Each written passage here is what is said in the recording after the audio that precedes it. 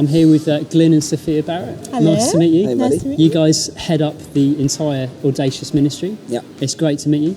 I'd just like to kick off by asking you about Audacious. What are the core values? What's it all about?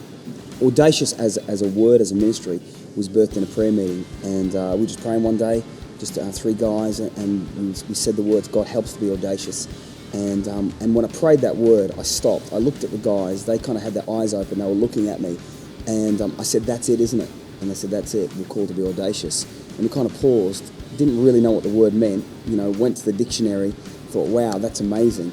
And so out of a youth camp, a conference was birthed, and that was 4 years ago. And then out of that, 10 months ago, Audacious City Church was planted in the city centre of Manchester. Sure. I think when you see the definition of audacious, it's a real great understanding of who Jesus was. He was bold, he was daring, he was dangerous, he was fearless, he was unrestrained by convention. In fact, Jesus was everything they thought the Messiah shouldn't be in a lot of ways. And so really, Audacious is about recapturing that kind of that gritty, raw feel. Acts 17 talks about the early church disciples are actually called trouble causers and revolutionaries. And so there's that sense of rawness and edginess, and audacious means to challenge assumptions. And so we just want to really present Jesus to society in a way that people actually don't think he is. They think he's gentle, meek and mild. When one famous author said he's actually gentle, meek and wild all at the same time. So that's really kind of what we're about.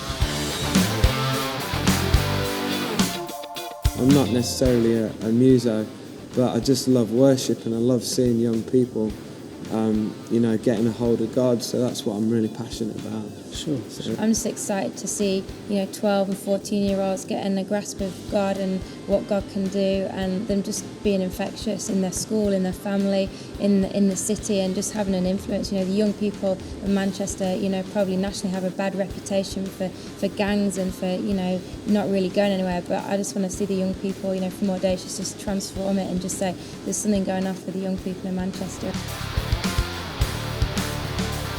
I love Manchester so much that I will travel back and forth for 2 years from Sheffield to Manchester, living in two places at once. I will do a Wednesday night meeting in Manchester and travel back to Sheffield, to come back for Thursday night rehearsal, to go back, to come back on Friday nights for youth, to stay for a few days, and then travel back for work at 6 o'clock on a Monday morning. That is how much I love Manchester. It's amazing to just see, young people singing their heart out with these songs, which have come out of our church, which we've seen our youth group sing, and we've seen, the families in the church sing, and it's part of our life now. And then we bring it to the conference and see it kind of burst onto a whole new level. When I try to think of the future and I think about what can God do, literally God can do anything. So I mean, we don't want to limit anything by our thoughts. I mean, we really want to see people impacted and effectively discipled. Do you know what I mean? So it's not just a case of hit and run. Sure. It's not just a case of rocking up, say, that with the schools team in a school. It's not a case of us just hitting the campus and disappearing. It's a case of we want to do things that actually create a doorway for people to walk into a new life and be supported in a new life. Let's catch our kids, let's catch their imagination while they're young and bring them into the house of God young and start them off young. We don't just play a bunch of games, we do actually set time aside for them to have spirit-filled worship and really get into the Word of God. And we do silly actions to remember Bible verses, good attitude, and things like that. But at the same time, we make sure that our kids get what they need. The Academy is about training a generation of audacious people.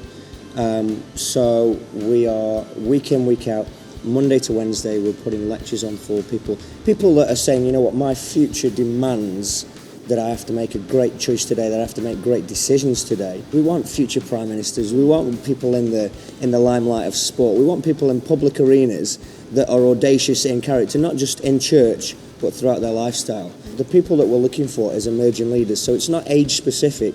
We really want to see people of all ages that just feel they've got a heart to serve their generation come on the course. We want to see people come into Manchester, get trained up, go back to their locality, to stand up in the classroom to be a witness in my school, to be a witness in my college, to go out on the streets just with a boldness that says, you know what, I'm going to make a difference. I refuse to just be mediocre and average and normal. I have to make a difference. I have to have God's fingerprint on what I'm doing in my life. And I think that's what Audacious is. I think that's what audacious leadership is.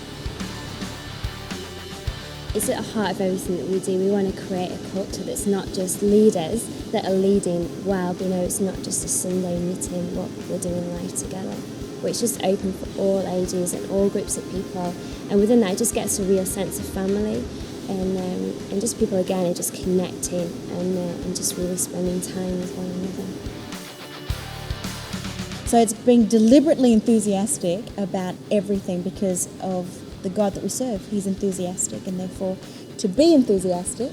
Yeah, and enthusiasm is a great word. It's a theological word. That's right. Enthusiasm comes from the prefix entheos, which in the Greek means to be in God. And when you read books like Ephesians, 36 times in Ephesians it says you're in God, you're in God, you're entheos, you're entheos, you're entheos. And so the outworking of our relationship with God should be one of enthusiasm. So we should show outwardly what God's done on the inside. And so that's expressed through our worship style. It's raw, it's edgy, everybody jumping, whether it's a quiet song or a loud song, people are showing outwardly everything God's done within their life. So try to make it attractive to the world, make a noise, let people sit up and go, wow, there's something happening in the church. Yeah.